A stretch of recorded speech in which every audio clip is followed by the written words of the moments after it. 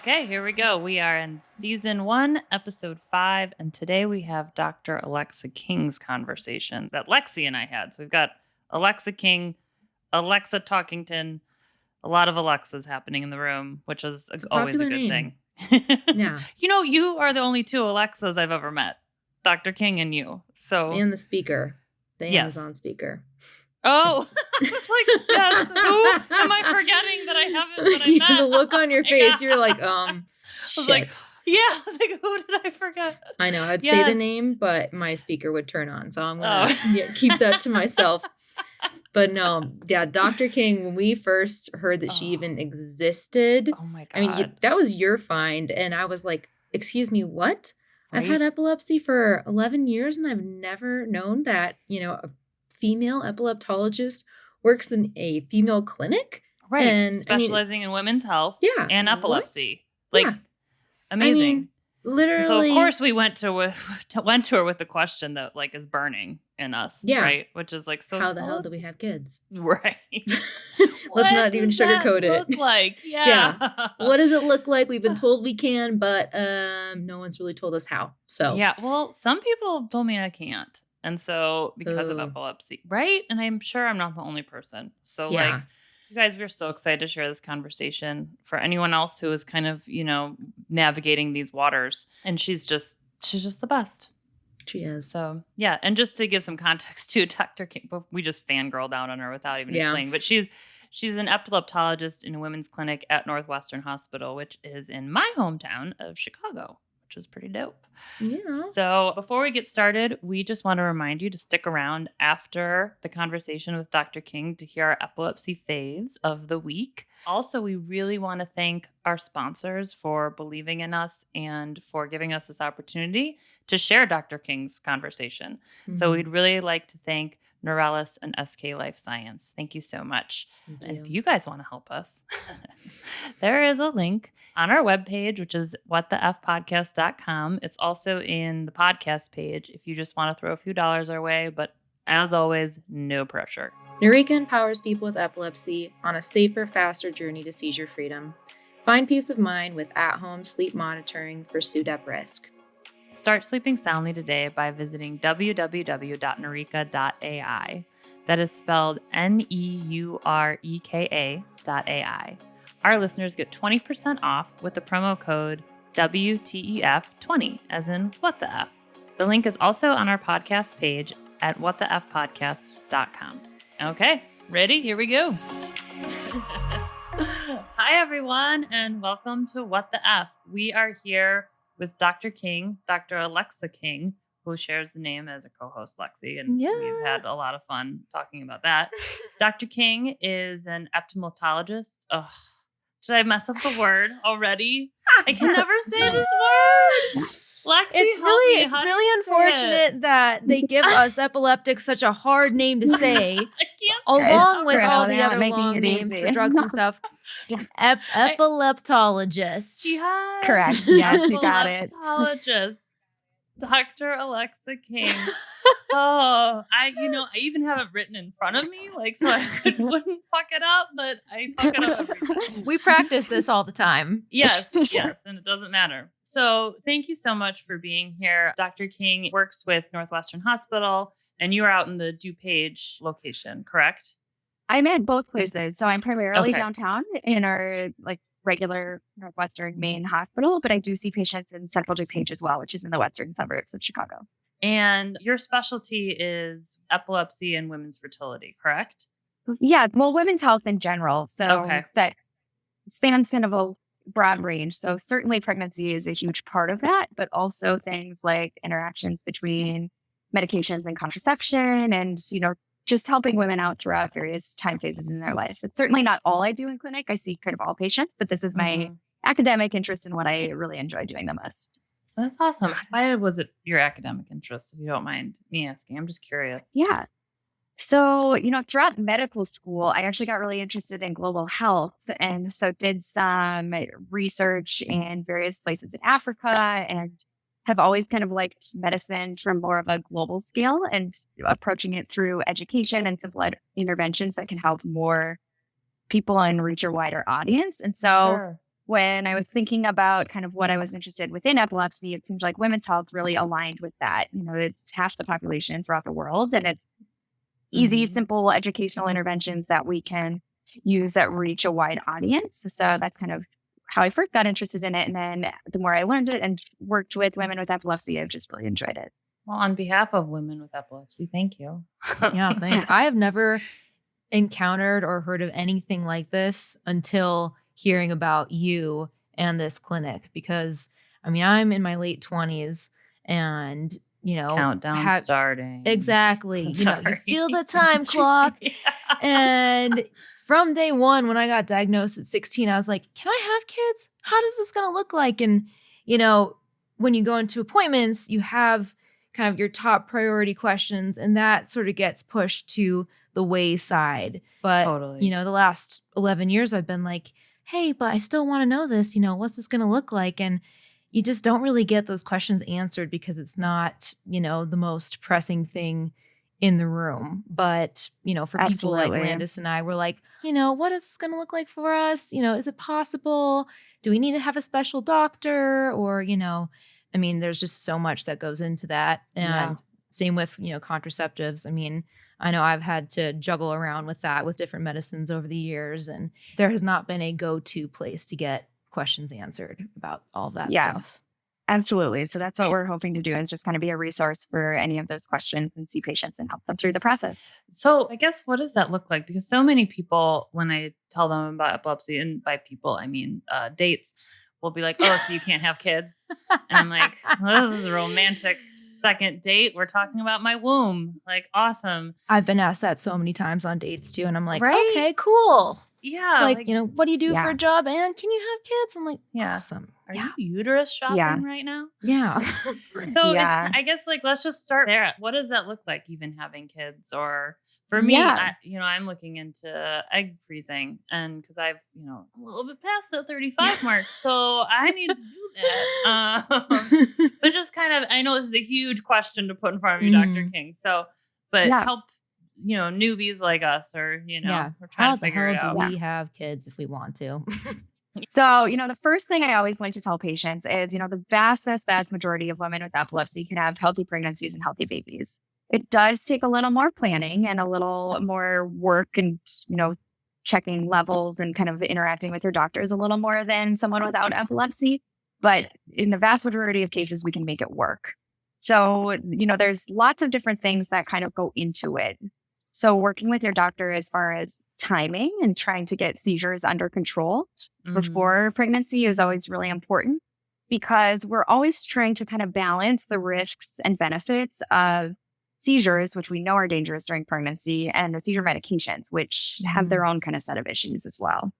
So that's really kind of where we start and kind of approach it and work with individual patients to understand better those risks and balances, and try to do everything that we can to minimize those risks, and just educate you on what that will look like going forward, and kind of going from there.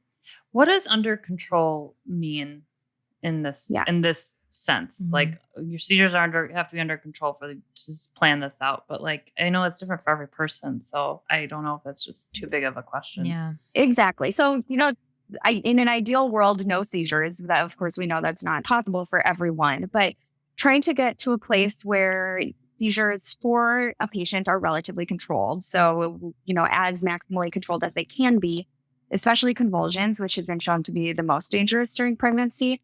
Trying to get those under control is really the best thing that you can do leading into a pregnancy.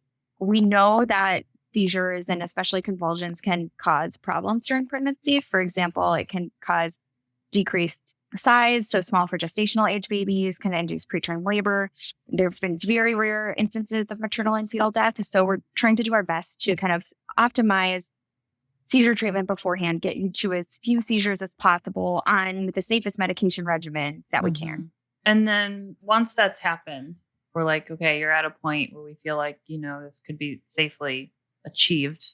I don't know if that's the right word. To achieve a baby? I don't know. Like, what are the next steps look like? Yeah. So once someone becomes pregnant, we always encourage you to tell your epileptologist or neurologist right away, because during pregnancy, many of the medications that we use get metabolized differently in a woman who's pregnant. There's increased blood volume, that your kidneys are working in overdrive, your liver is working quickly. And so oftentimes these medications, even if you've been, on a stable dose of medications for years and you've never changed doses, just becoming pregnant is often enough to drop those levels pretty significantly, even sometimes up to about half, which can put you at risk of seizures.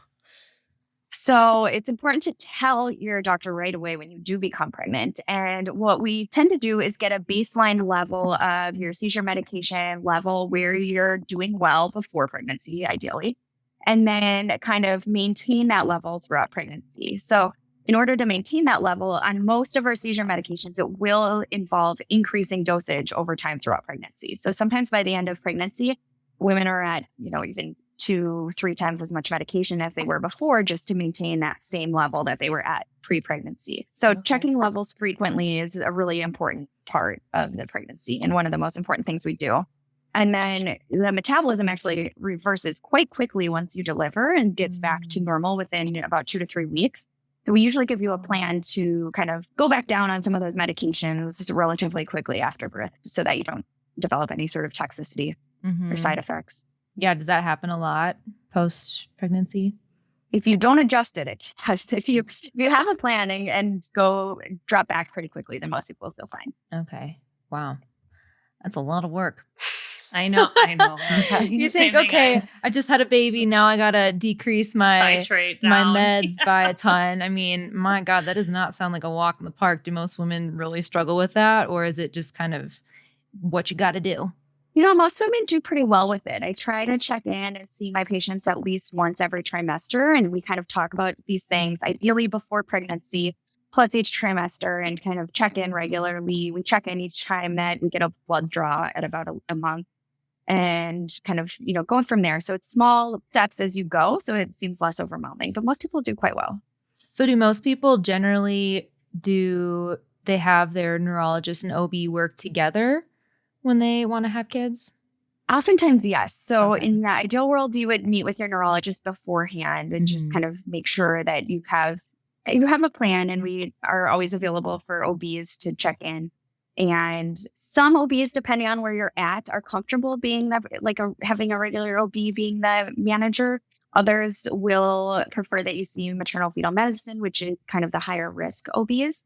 And so sometimes patients will do either just a consult with the maternal fetal medicine doctors or even follow along throughout their whole pregnancy with the maternal fetal medicine doctors. So kind of working with your OB and deciding what they feel comfortable with is also important. Okay. Wow. That makes sense. And then I guess going into the pregnancy too, because I'm pretty sure the medication I'm on, I cannot be on while I'm pregnant. So is it kind of and at this point, I mean, I'm a geriatric pregnancy if I ever have kids. So I'm already high risk. It would have to be planned out. So would part of that planning include switching over to a medication that is safe for pregnancy? And I'm not even quite sure if I can be on it or not. I have, because my zero research, but yeah, absolutely. That's a really important question. So when we talk about balancing the risks of seizures and medications, the reason we say that is because we do know that our seizure medications have some risks during pregnancy. Historically, the medication that has been the most problematic is valproic acid, or Depakote. And throughout time, that has been kind of associated with quite a few problems as far as major congenital malformations.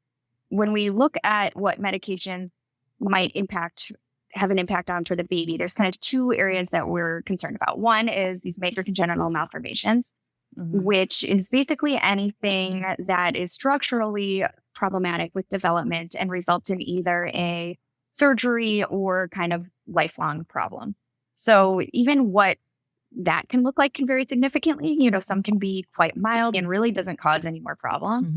Whereas, on the more extreme end, things like spina bifida, where the neural tube doesn't form correctly, can be much more, severe and threatening. So other things that we worry about are cleft lip, cleft palate, heart problems with development, kidney problems with development, some of those things. Wow. And keep in mind within that, that things can be quite mild. Some spina bifida is just a little dimple on the back, and some can be quite disabling.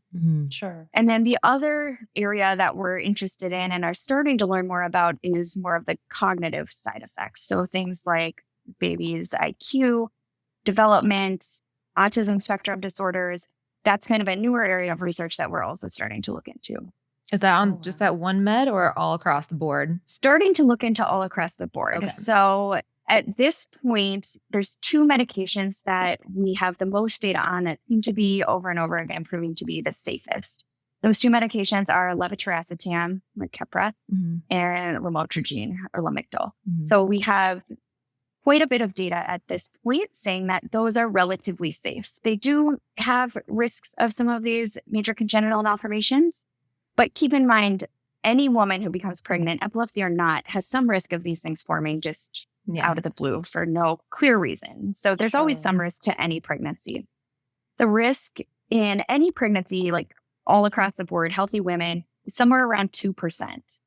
With some of these safer medications that I'm talking about, the risk is probably somewhere between 2 and 3%, and sometimes can get a little higher with dose dependence and things like that, or if you're on multiple medications, but relatively low compared to the valproic acid, which is closer to like 9 or 10%, and starts to be concerning. The problem is with this type of research, as you can imagine, it's hard to follow these things, and it's not ethical to assign different women to different medication regimens. And so you need lots of pregnancies, lots of data, and more data is coming out. So we have some information about some of the other older medications, that some of the newer ones that are coming out in the last few years, we still are kind of lacking this data. And so at this point, there's a lot of that we don't know about some of the newer medications and safety. Yeah, that's a frustrating one because it's like it just takes time, right? Like it's like Exactly. Yep. What would you recommend for people that have been, we've gone through a ton of medications. So what if the safer medications? Lexi has quite the rap Yeah, I'm on my 10th one, but it's working. Yeah. So it's one of the newer ones. Probably can guess, and it's working. I'm 14 months seizure free, but I've tried those drugs that were, safer to be on for pregnancy, and they just unfortunately didn't work for me. I know tons of people who've been on them and actually like them. What do the people like me do who have tried and failed most of those, older drugs? Yeah, that's a good question. It's a little bit is kind of risk benefit and individual discussion. There's some people who are on newer medications and say this is the only thing that's helped. And even if there's no data, then sometimes we might keep them on those medications and watch them very closely, work with the OBs. We always get an extra, stronger ultrasound around 20 weeks to look for any abnormalities. But I think just counseling and talking with your doctor about what we know and what we don't know and what that means and what the risks potentially could be, how likely they potentially are based on some of the other medications that we know about, and then deciding based on your history and, whether you've tried other medications, whether it's in your best interest just to stay on a newer medication for seizure control. Yeah. Sometimes a little bit of it depends on your timing as well. For example, if I have someone who's coming to clinic and is saying, I'm getting married this month and I must get pregnant immediately for whatever reason, then it's not the time to start adjusting medications and seeing if one of these other ones will help. The worst thing we want to do is start adjusting during pregnancy and switching and having you on multiple and we cross titrate. Whereas if you start planning this a little bit ahead of time and you have, a year or two, you may want to go back and see if any of the safer medications can be tried, maybe in combination. In general, we think one medication has lower risk than multiple medications, but that depends a little bit on which medications those are, doses, etc. So sometimes, 2 safer medications may be better than one less safe medication. But if you're going to be on one medication and trying to lower the dose as much as possible so that you're exposing the fetus to as little as you need to keep your seizures under good control. Okay. Man, what a process. What It is us a process. women have to go through. Yeah. And speaking of processes, I have a question about IVF. let's just say for someone like me who just wants to freeze those eggs just in case, so that there's no rush, I guess is what I'm saying, to get pregnant. So it's not like I'm doing the IVF to implant. I'm just doing the IVF to store. I have been told a few different things and in regards to if I need to change my medications for the IVF process, for just the egg retrieval process. And I was just curious to get your thoughts on that.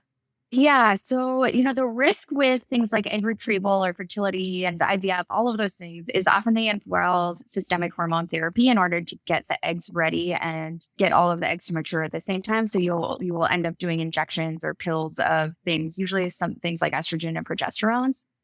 Estrogen in particular has been shown to make people more prone to seizures. And so there's always a theoretical risk that if you suddenly take more estrogen, you're going to have, breakthrough seizures, or that's enough to lower a seizure threshold. Yeah. So depending on how well controlled you are and what medications you're on, there's a few different things you can do. Sometimes what we'll do is just increase medications or use a short-acting benzodiazepine over the short term, just while you're kind of going through that process. Other times we might just increase your baseline medications for the time that you're going through that process, with the idea of then backing back down before you actually became pregnant, just to give you a little bit of extra seizure protection during that time. Unfortunately, it's still a relatively new area. And so there's not a lot of, formal expert guidance at this point, but that's what we've done in our clinic. And so far, most people, they tolerate it well. Okay. Well, and I think that's why I've been putting it off, is because like women who don't have epilepsy, like, you get really fat, you're crying all the time, you're bloated, you feel like shit. And I was like, and then I get to have seizures too? Yeah, exactly. So I'm like, I keep trying to find a month like in my life. And I'm like, maybe the holidays, because everyone's kind of like a little on edge on the holidays. Everyone's fat, everyone's crying.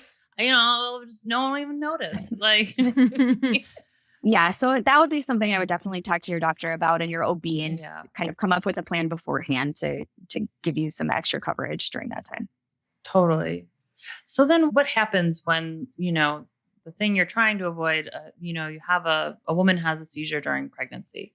What are those implications like? So we do usually recommend that you get checked out right away, meaning going into either your OB if you can get in the same day, otherwise like an OB triage, just so that they can check baby's heart rate, make sure that everything with the baby looks okay, especially once a woman reaches viability and the baby is, old enough to survive outside the womb if needed. But otherwise, it looks similar to breakthrough seizures. We would, check levels. Oftentimes that will be a sign that things have dropped more precipitously than we may have thought or planned for, or, sometimes if we're increasing the medications, everyone is different. And so the medications might be low. And so then that would usually be an indication that the medications need to be increased. Okay. And you mentioned earlier contraceptives with epilepsy. And I know it's, it can be specific to whatever drug you're on, but is there a go-to contraceptive that you recommend for us, or is it just truly? There is. Okay, go for it. No, the intrauterine devices, IUDs, are really the most effective for really all women. They've been shown out of all of the different options that we have to be the most effective, other than like the tubal ligation. But especially in women with epilepsy, they're great because they act locally. So even the hormonal ones that use progesterone, which can sometimes cause problem in kind of pill or systemic form, in an intrauterine device that acts locally. And so you don't get the contraceptive failure. What we worry about with some of the more systemic contraceptive methods like the pill or, some of the vaginal rings or even the estrogen patch is that those are absorbed throughout the body. And especially the enzyme-inducing medication can actually lower the circulating hormones because they induce your body to metabolize them more quickly. And so that can put people at risk of pregnancy, essentially, because the hormone levels are lower than they're supposed to be because of the enzyme induction. So places you at higher risk of contraceptive failure. That's crazy. Well, even though we want babies someday, we don't want them now. So exactly. I love my IUD. That thing is the only thing I've ever fully trusted. And I went to my neurologist. I was like, help, being on certain drugs, some things you're more at risk for getting pregnant. And I was like, okay, I'm in my early 20s. How do I make this not happen right now? And been the only thing I've fully really trusted. Yeah. So IUDs are really great. Not all seizure medications cause that effect. It's more of the like enzyme inducing medication. So definitely ask your doctor if there's any interactions between the medication that you're on and birth control. But the other interaction to be aware of in kind of the opposite way is lamotrigine. And the hormonal, kind of systemic hormonal contraceptives actually decrease your level of lamotrigine. So it's similar to in pregnancy, where if you were on, a stable dose for your whole life and were well controlled, if you suddenly start a hormonal contraceptive method, your level of lamotrigine may drop and place you at risk of breakthrough seizures. Or, on the converse flip side, if you're on something with the pill, et cetera, and you stop it, your levels might go really high and become toxic. So anytime you're switching contraceptives, I think it's always good for either you as a patient or even your OBs to just reach out to your neurologist and say, hey, is there any problem with this? Oftentimes it's things that we can work around. It just involves a little extra planning and, knowledge that change is happening to avoid seizures and toxicity. That's smart. I mean, and that's something that my epileptologist. Thank you. I got you. She was like, anytime you add a medication, before you add it, send me a message through my chart. I need to know. One time, I think the nurse was like it was like an acne cream or something. I was like, is it okay if I use it? Yeah. Yeah. Like, oh no, I do it too. Like I check anything topical. I'm like, I don't care. Like, I don't want, because it's so crazy how AEDs work in that they just can be affected by so many different things. It's just crazy to me. And especially for women's health, there's just a lot that interact, unfortunately. So always good to check. So if you could tell us, Dr. King, about this women's clinic. I'm very lucky in that Northwestern has had a women's epilepsy program for close to 10 years now. So my mentor, Dr. Elizabeth Strard, started this around 10 years ago and has been kind of seeing patients at downtown Northwestern and really focusing on these things. And I was lucky enough during my fellowship training that I knew I was interested in this. So I got to work with her and, in clinic and got to see many women with her, and I'm so appreciative of all that she has taught me over time. And, the need is quite high. And so the patient volume kind of continued to expand, especially as Northwestern is kind of expanding throughout the city and the suburbs. When I got the opportunity to stay on, as well as to start seeing some patients both downtown and in the western suburbs, I was really excited for this opportunity. So it's been really great. I've been on as faculty for about a year at this point. Oh, man. Oh, congratulations. That's so awesome. So is this like a place where, someone would just call up and be like, I have women's issues, like from anything from like, I'm thinking of myself too with endometriosis or, pregnancy or, and just kind of be like, I need to be in the women's clinic, or how does that even, work? So I am not an OBGYN. I do, well, just to clarify that, I do, all of those things are still primarily taken care of by the OBGYN team. But for the epilepsy involvement, certainly, we can do things a couple of different ways. I'd say most of our patients are, kind of seeing us as their primary epileptologist, but we can also do consults. So if someone has been with an epileptologist for years and really like them, they know each other very well, et cetera, we are always available for a consult. Like sometimes we'll see people just as a consult for preconception counseling, and we can just spend an hour going through all of these different risks and benefits that we've talked about and kind of offering guidance and education, things like that. So, we're here to help. We see some people for, worsening of seizures during perimenopause, things like that. So I'd say most of our referrals are for pregnancy, but we're here to help for any kind of women's need and education. Is it like a lot of other neuro clinics these days where it's like, it's going to take 6 months to get in? Unfortunately, last I checked my schedule and booked out about 3 months for new patients. Okay. Although that said, if someone is already pregnant and a little more urgent, then we find ways to get them in. Oh, that's awesome. We got the VIP hookup. Yeah, exactly. Good. That's why we're recording. We're not in need now, but call up and be like, we go way back with Dr. King. Yeah, this is so I can have an appointment in like 5 to 10 years. I'll get on the list. So for I can that. get Lexi to Chicago. Like, come to Chicago. Come here. Chicago's great. Love Chicago. That would be well worth the trip. I mean, I cannot tell you, whenever I heard about this clinic, I was like, what? This exists? Yeah. I've never heard of this. And ever since I'm like, oh my God, whew, thank God it's out there. And it's just a relief to even know that something like this is available for epileptics now. Yeah, there's a lot of misinformation out there. I've had many patients come to me saying, their family members, relatives, date, even neurologists say that, they shouldn't have kids or that limits or things like that. And that's not always true. And in most cases, it's not true. And so just learning what we do and don't know and kind of making an informed decision is really the most important thing. But I will also say there's one easy thing that all women with epilepsy can do to kind of lower your risk of some of these congenital malformations. And that's just taking folic acid. So it's recommended that really all women of childbearing age who could potentially become pregnant, even if you're not planning on it, the 18-year-old is like, oh, I don't want kids. I still put them on folic acid because I'm on it. It's just a good thing to do. It's a vitamin. It's something that when you're on a seizure medication, your body doesn't store and metabolize it quite as well as the average person. So even if you get it in your diet, your levels can be lower than they should be. And it is protective against some of these things like the congenital malformations and even starting to show some cognitive protection as well. We, at this point, don't know the exact right dose. There's some debate still about that, but we do know that some folic acid is probably the best thing that everyone can do aside from kind of planning pregnancy early to protect your future kids. And I will be going to the drugstore today. The second I got a female neurologist, she goes, okay, the first thing I want you to do is we're going to start you on folic acid. And I did the same thing. I was like, I don't really need that right now. And she's like, no, we're going to start you on. I was like, okay. And now I'm like, thank you. Yeah.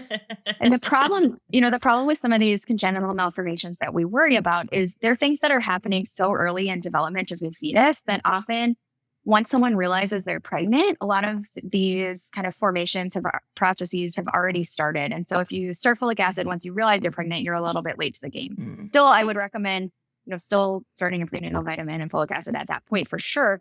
But really being on it before that ever comes up is best practice. Just add it to the MediMinder. We already have tons of stuff in there, Exactly. It's an easier one to take. Yeah. Yes. Oh my God. Well, Dr. King, thank you so much. This has been like I don't know. I feel so well informed and armed with information right now and empowered. Like, okay, here we go. This is how you do it. Yeah. And like Lexi said from the very beginning, this is the stuff that kind of in those appointments when you're trying to get your seizures under control, it takes the back burner. And I know it's conversations I've had with my doctor, but I can't remember because again, it's not at the forefront of what I'm trying to do with my life right now. So thank you so much for being here. We are so appreciative. You're welcome. We'll Thank you for having me on those VIP passes very soon. Yeah, well, thank you for having me. I think it's really nice to sit down and chat with you guys, and just really want to echo that in the vast majority of people, healthy pregnancies, healthy babies are possible. It just involves a little bit of advanced planning. Yay! Love it. Thank you I so love much. Well, thank you so much. You're welcome. Take care. Here are our epilepsy faves of the week, and if you notice, that's plural because Lexi and I both want to talk about advocacy groups that are near and dear to our hearts. And Lexi, I found mine because of you. So why don't you start us off with the one that is closest to you? So yeah, I got involved with the Epilepsy Foundation of Colorado and Wyoming about 5 years ago when I moved out here to Colorado. And it totally changed my relationship with epilepsy. It was the first time I really met epileptics and, got to kind of share my story and had those moments of, are you feeling this too? And totally changed my view on epilepsy. And I know you've started to kind of feel that with your local advocacy groups as well. Absolutely. Yeah. And you were the one who were like, Landis, reach out. There's like a gazillion in Chicago, reach out. Right. And so I'm so appreciative you did. And I did reach out to the Epilepsy Foundation of Greater Chicago. And as soon as I did and showed up to the first walk, with epilepsy, I was like, where have I been? Why have I not been here?